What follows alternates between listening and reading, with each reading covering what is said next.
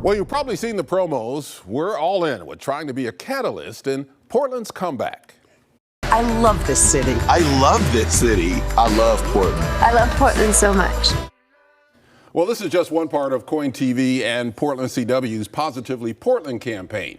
It's not to diminish the issues that Portland still faces, from homelessness to public safety to a big budget deficit the mayor and city council is dealing with as we speak. But it's an acknowledgement that we have resources, especially motivated people who want to make Portland what we know it can be. And small business, especially in the central city, can help lead that comeback. That brings us to Mitch Daugherty, manager of Prosper Portland's new Office of Small Business. Prosper Portland, the former Portland Development Commission, is a partner with Coin TV in our Positively Portland campaign. Mitch Daugherty, welcome to Eye on Northwest Politics. Thank you, Ken. What does the Office of Small Business do? Yeah, so we're launching this month, which is Small Business Month, as you probably know. And the Office of Small Business wants to be the central point of focus and entry for small businesses in the city of Portland. And what that means is sometimes it's really hard to navigate bureaucracy, government, and also resources for small businesses. And so the office has been set up to be that central point. We're kind of focused on 4 key areas. One is having in-district liaisons. So different than a lot of what government has done before, we want to be in community, meeting small businesses where they're at throughout the city. What that allows us to do is create that human touch.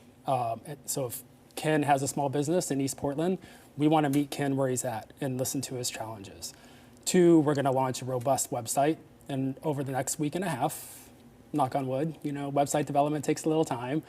3, we really want to celebrate the small businesses in the city, because there's been a lot of negativity and all that stuff about the challenges of small business. But ultimately, the small businesses get up every day. Right down the street, I just came from Drip Drop Coffee, who just opened up down the street, and was talking to Marcus. There's energy and positively, as you say, Positively Portland throughout the city. Well, let's talk about what Portland's small business landscape looks like now, especially in the central city. Where do we stand in terms of small businesses being created, and how important are they to Portland's comeback? This is a small business city. I think there's almost 30,000 small businesses throughout the city. I think that one of the unique features of Portland has always been its small business, the craft makers, the food and beverage companies. The central city is the heart of Portland. And I think that what I've seen, especially over the past 6 to 8 months, is an increase in foot traffic, food carts getting populated at lunchtime. One of the things that we are doing at the office right now are trying to figure out ways we can actually support the effort to bring more businesses downtown, whether that's working with partners who are recruiting businesses, and then once they recruit the businesses, how can we show up and provide the resources and support to not only get them going, whether that's permitting or finances or whatever, but also connect them to other businesses in the area, because one of the things we're really focused on is kind of that peer-to-peer small business. You've been a consultant for young entrepreneurs. You were a co-founder of Built Oregon, which supports startups. How does that experience inform what you're doing now? Yeah, so I've only run small businesses and then launched Built Oregon 10 years ago. It was working with anybody making a product in the state. So food and beverage companies, consumer or apparel, outdoor footwear. What that informed me is not only the challenges I think a lot of people are aware of, which are access to capital, growing new markets, customer acquisition, all that stuff.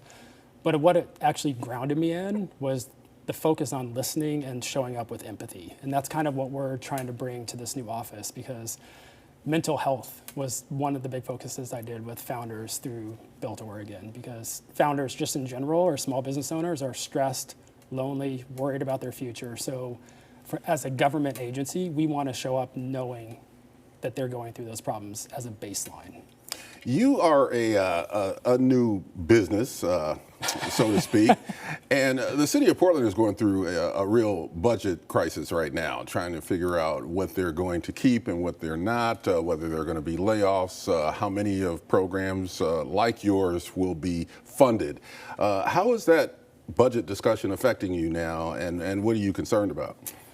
Well, I think what I'm most concerned about is last year this office was funded because the public wanted this office to happen.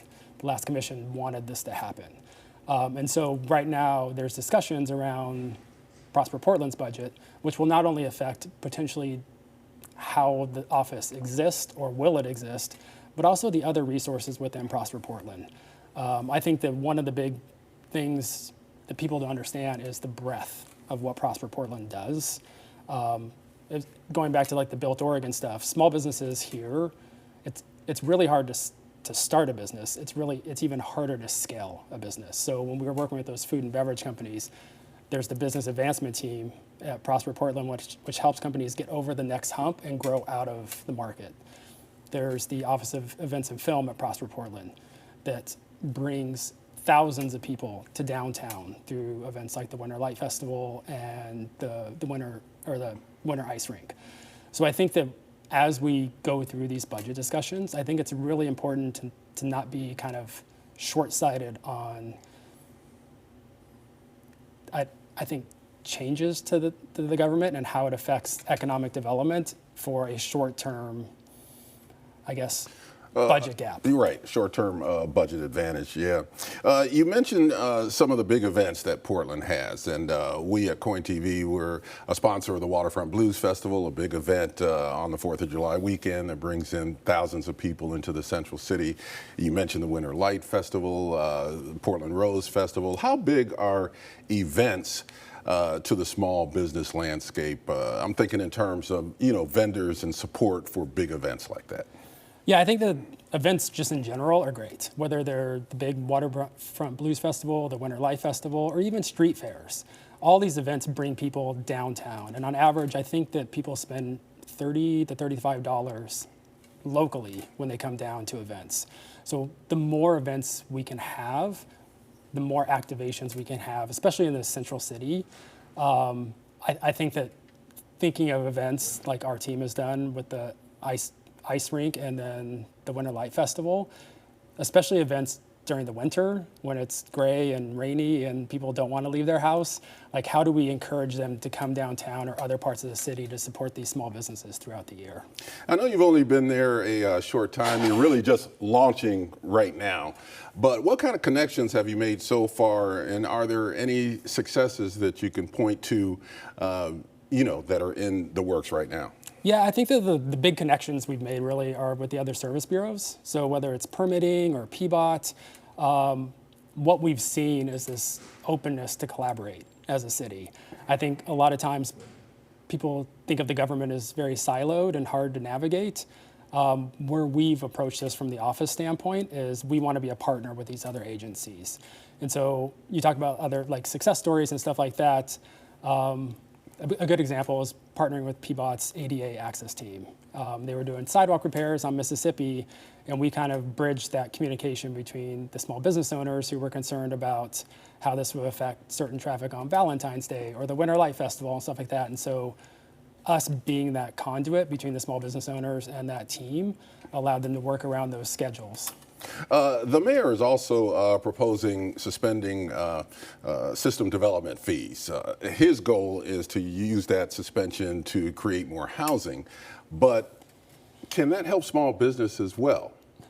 For sure. I think that like if that was extended to development or permitting for small businesses, that would reduce fees greatly on a lot of small businesses. They're looking to not only expand, but relocate here. And those fees and relocations, that's really an important consideration when a business decides whether or not they're going to open up shop, isn't it? For sure. And I think that like one of those things is like there's like the recruitment side of it, but also the retention side of it. So a lot of businesses have been here for 10 or 15 years, want to expand, and then face certain fees like that, which almost makes it harder to expand or grow their production facility. Mitch Daugherty, thank you very much from Prosper Portland, the Office of Small Business. Good luck with the efforts, and hopefully you'll be able to be a big part of Portland's comeback in the future. Thank you, Ken. And thank you for the Positivity Portland stuff that you're doing. We're looking forward to it. Yes. We're looking forward to the rest of the campaign.